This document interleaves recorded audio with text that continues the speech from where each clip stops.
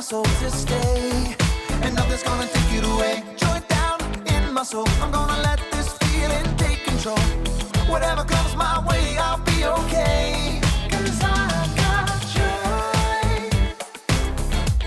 Oh, I've got joy. Come sunshine or rain, when things don't go my way, still my joy can stay, 'cause you give me blessings every day. I've got joy down in my soul, I'm gonna let this feeling take control. Joy down in my soul to stay, and nothing's gonna take it away. Joy down in my soul, I'm gonna let this feeling take control. Whatever comes my way, I'll be okay, 'cause I've got joy. Oh, I've got joy. You fill my heart with hope. You're everywhere I go. So even if I'm feeling low, I still got this one thing, this I know. I've got joy down in my soul, I'm gonna let this feeling take control. Joy down in my soul to stay, and nothing's gonna take it away. Joy down in my soul, I'm gonna let this feeling take control. Whatever comes my way, I'll be okay, 'cause I've got joy. Oh, I've got joy. Every new sunrise gonna fix my eyes on the one who never fails. I'm gonna make some noise 'cause you give me joy, and it's never ever going away. Every new sunrise gonna fix my eyes on the one who never fails. I'm gonna make some noise 'cause you give me joy, and it's never ever going away. Whoa, 'cause I've got joy. Ooh, I've got joy, yeah. 'Cause I've got joy. Whatever comes my way, I'll be okay. Oh, I've got joy.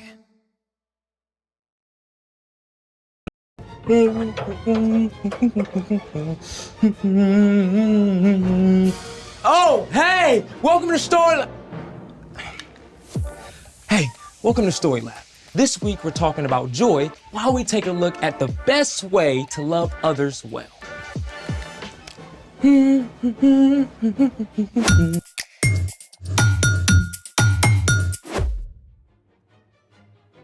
Hey, I'm Zeke.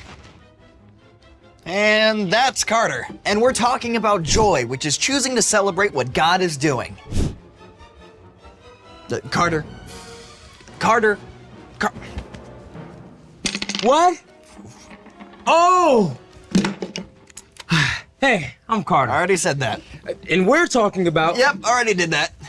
Sorry, I just got a little carried away. You wanna let us in on your tunes? Sure thing. Ooh. What is this? Tchaikovsky's 1812 Overture. Oh, I didn't know classical music was your jam. Yeah, well, this piece uses live cannons. Wait, what? Hold the bus. Live cannons? The composer Tchaikovsky wrote this piece of music to celebrate a victory in battle. The orchestra actually used cannon blasts as part of the music, and churches rang their bells too. That's insane. I gotta hear it again.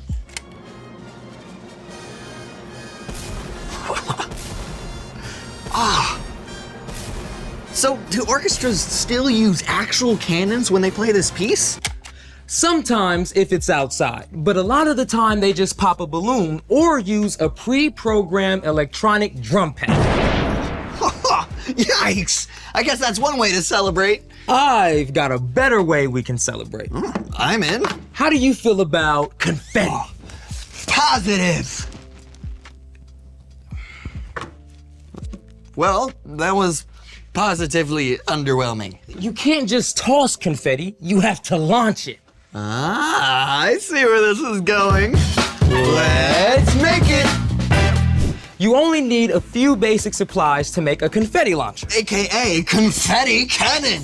We've got a plastic syringe, tubing, construction paper, tape, And lots of confetti.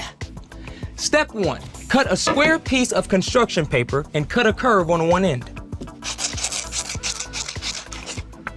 Then roll it into a funnel shape so the narrow end can just fit over the plastic tubing. Tape the funnel securely.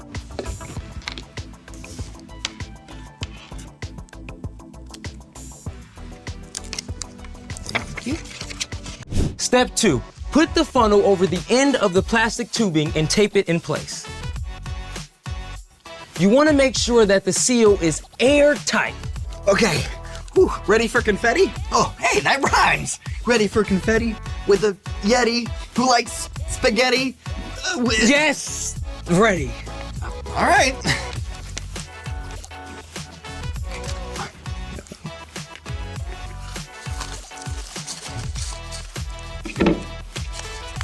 Okay.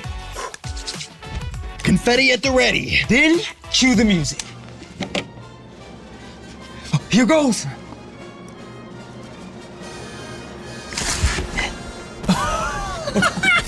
That was great. That was amazing. Let's see it again.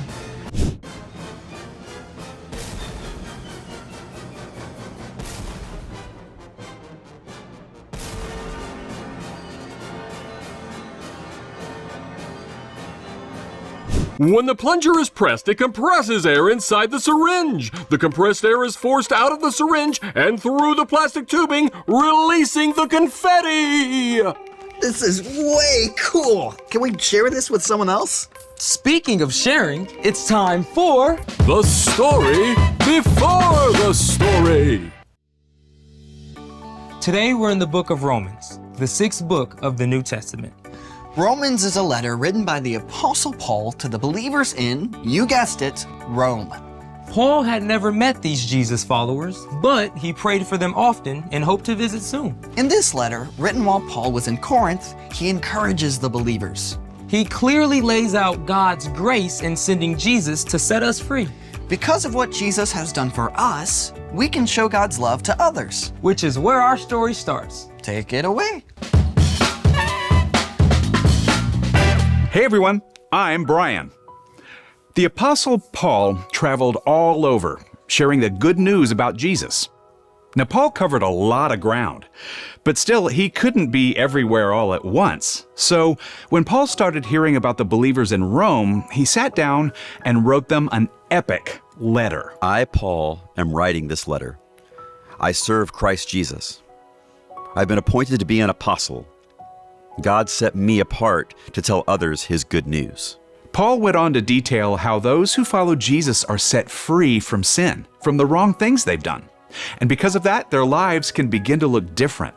Don't live the way this world lives. Let your way of thinking be completely changed. And as we follow Jesus, God begins to change the way we think. And it starts to play out in how we treat the people around us. Love one another deeply. Honor others more than yourselves. Then Paul got down to the nitty-gritty, what loving others can really look like. Be joyful with those who are joyful. Be sad with those who are sad. Short and simple, right? But let's take a closer look. Be joyful with those who are joyful. Be sad with those who are sad. There's a big word that relates to both of these things. Empathy. Empathy means that you are aware of how someone else is feeling, and you can imagine what it might be like to be in their position. Another way to say this is putting yourself in someone else's shoes.